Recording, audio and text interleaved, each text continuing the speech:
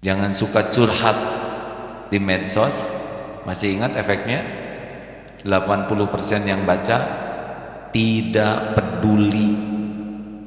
Kita udah nulis takar kebek, gak ada yang peduli. 80%. Bismillahirrahmanirrahim.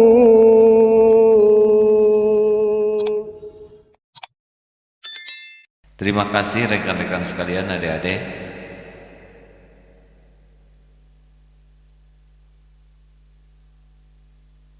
Segitu aja ya. Mau tahu rahasia ikhlas? Ada 5 latihannya. 1, jangan selalu ingin diketahui orang amal kita. Harus punya banyak amal rahasia. Boleh diketahui orang, amalan fardu, sunnahnya diketahui orang. Tapi amalan sunnah lebih bagus, tidak semua orang tahu. Makin banyak amal rahasia yang hanya Allah yang tahu, makin bagus. Tapi kalau ada orang lain tahu, ya tidak apa-apa. Karena bukan tujuan kita ingin dinilai orang. 2, jangan selalu ingin dilihat orang lain. Kalau ada orang bagus, tidak ada orang tidak bagus amalnya, udah yakin tuh karena orang. Harusnya ada orang, tidak ada orang sama saja. Ada Allah. Orang tahu, orang tidak tahu sama saja. Allah pasti tahu. 3, jangan ingin dipuji. Kalau dipuji semangat, tidak dipuji tidak semangat, dicaci patah semangat, udah pasti itu tidak karena Allah. Orang yang karena Allah lempeng saja. Muji ya urusan dia, nyaci ya urusan dia. Mau tidak menghargai ya nggak apa-apa. Urusan kita kan cuma satu, apa yang kita lakukan diterima oleh Allah. Orang yang kurang ikhlas dipuji, wah semangat.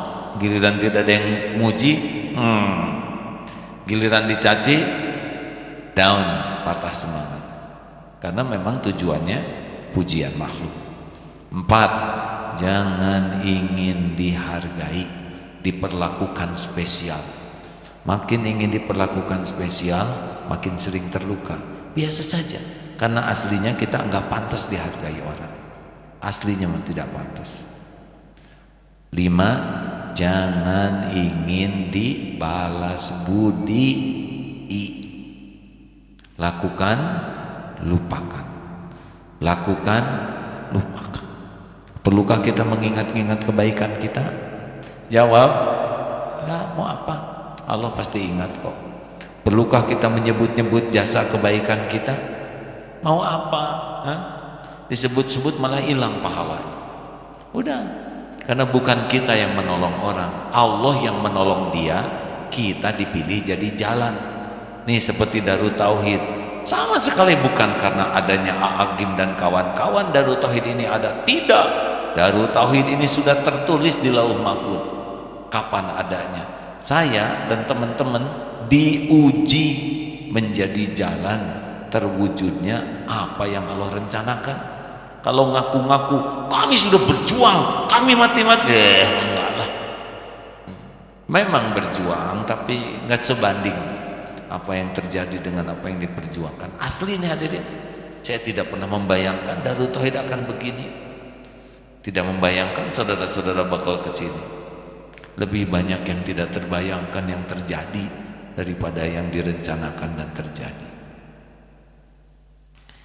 Perlukah kita menuntut orang lain tahu apa yang kita lakukan? Jawab. Perlukah kita nunggu orang lain berterima kasih? Ya, nggak ada perlunya. Lempeng saja, produktif saja terus. Setiap waktu berbuat yang terbaik. PDLT, perbaiki diri, lakukan yang terbaik. Itu saja terus. Terus saja terus. Sampai kapan? Sampai mati dalam kebaikan, husnul khotimah. Alhamdulillah. Sekali lagi terima kasih. Apa 5 yang tadi? Jangan ingin selalu diketahui orang. Jangan semuanya diposting. Ya, hati-hati yang rajin posting, siap-siap saja kehilangan pahala. Jangan suka curhat di medsos, masih ingat efeknya? 80% yang baca tidak peduli. Kita udah nulis takar kebek, gak ada yang peduli. 80%. 17% yang membaca puas asain lu gitu.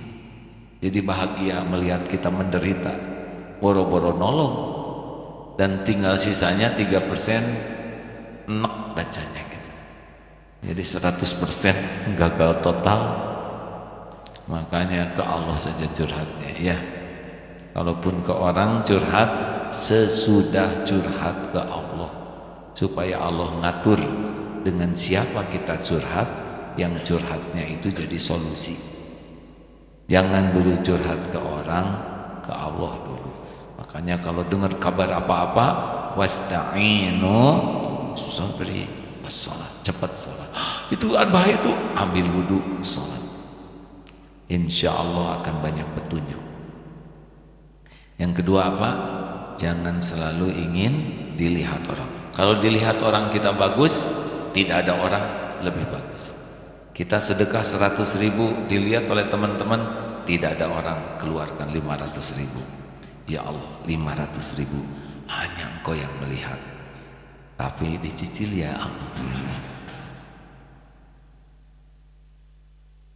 Kita sholat dilihat orang bagus, nanti ketika tidak ada orang jauh lebih bagus.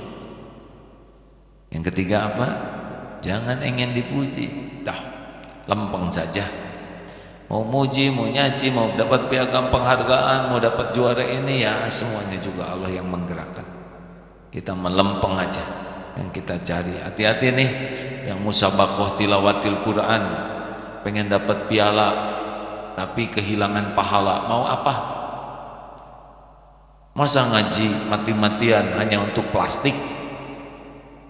Tapi kan piagam kertas, sini mau saya buatin.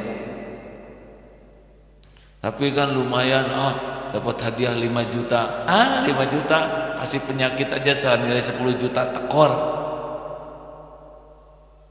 Jangan pernah bertanding untuk dapat hadiah. Bertanding itu untuk jadi amal soleh. Tanya santri yang ikut pertandingan, pernah saya minta jadi juara? Pernah gitu santri dengar? Pernah saya meminta santri jadi juara? Kalau santri akan bertanding apapun, jaga niat, jaga amal, harus jadi amal soleh. Kalau jadi juara jadi kotor hati, jangan jadi juara. Mau apa? Dapat piala jadi sombong, jadi dengki, jadi ujub. Benar? Mau apa? Pas lagi sombong mati, su'ul khotimah. Benar? Mendingan jadi juara tapi rendah hati daripada kalah amuk-amukan. Benar? Mikir semua. Itu pengen jadi juara di sisi Allah.